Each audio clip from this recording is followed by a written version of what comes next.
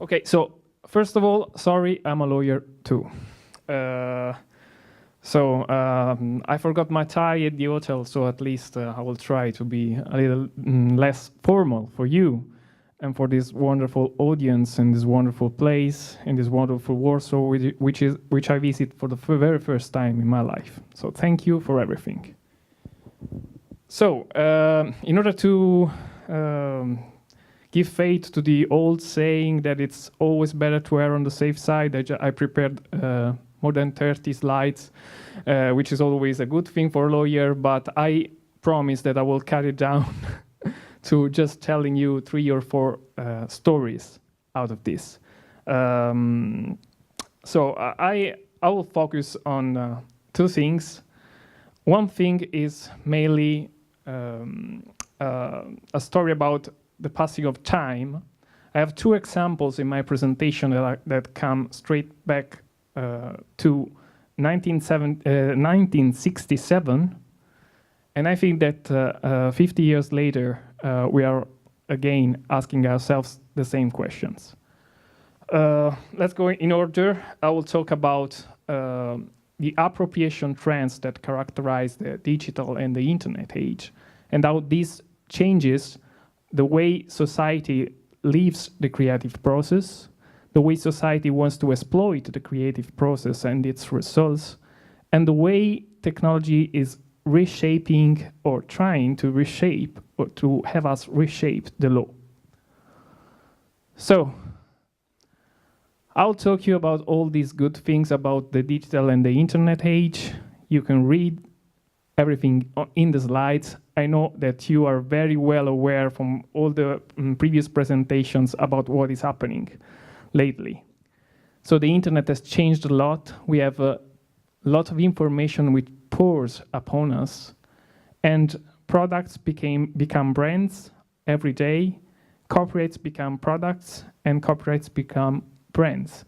Because the important thing now is to provide users and the public experiences, and this is how the internet makes it. So we all are becoming, or we are already, prosumers. So a little bit of producers of things, and also of art, and also of technology, and a little bit of consumers at the same time. So this is something that dates back to 1967. So in 1967, there was this guy, Marshall McLuhan, which is a philosopher and social scholar of social studies, who came out with a book that was named "The Medium is the Message." So what I mean to tell you today is that the internet, as one of the hottest media channel around, has really become something which delivers a message and delivers us a message as well. So in the new environment, you see, both companies and users need to communicate and sell their own identities, works and products as a brand, or as user experience, as I said. And this guy, Marshall McLuhan, said in 1967 that we live in a world of simultaneous relationship, and he held that the law had to be changed because an electric drama was happening. Now, I wonder what he would have said if he had to face the issue of the internet drama. So there's also other scholars in social studies would say that we are living in a liquid age, and I think that it is a really a great thing to be said, and I think that we also live in the age of a liquid IP. So this is what Zygmunt Bauman said about what we are living out. So art is now created by means of appropriation. Technology is now created by means of appropriation. It's all about references. It's all about overlapping of references. It's all about overlapping of IPs, and the way to share it is the way we should reshape the law, or at least have it reshaped soon. These are examples of how appropriation breaks into several forms of art. And this is the way someone would put it, quite simply. So still this album, this is a cover, the cover of an album from System of a Down. So appropriation, stealing. There's a lot of people who concentrated in this. This is a very good quote from and taught by Jim Jarmusch, the famous film director. So originality is really something that is non-existent. This poses a lot of problems with authorship. We live in the age of the instant steal, because art is anything you can get away with. And this is something, again, that Marshall McLuhan said in 1967. Creativity adopts oblique strategies, and this is something from 75, Brian Eno. This was the oblique strategies, dogmas, use an old idea, incorporate, consult other sources. So from the art from scratch to scratch art. So we're going to find a get down. This is what we have. So Peter Gabriel came out with this double album a few years ago, covering songs of others. We have this mantra, scratch my back, and I'll scratch yours. So scratching of information, scratching of art over other pieces of information. This is what art has become. Now I'm going to tell you very briefly a few stories from our everyday life. And especially something from the fashion world and something from the music and entertainment world.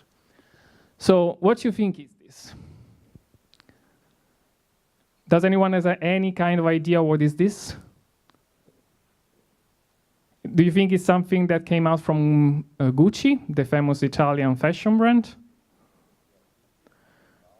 Yeah, so it is a graffiti artist. So it's a guy from New York whose name is Trevor Andrew. I don't know if you ever got familiar with him, but he actually used to call himself Gucci Ghost.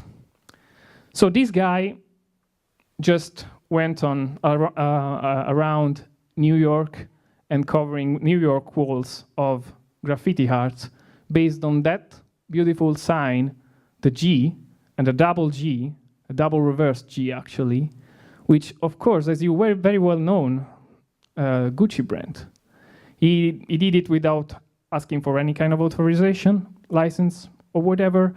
Actually also opened the website and began selling t-shirts and a lot of clothing apparel with that brand on it.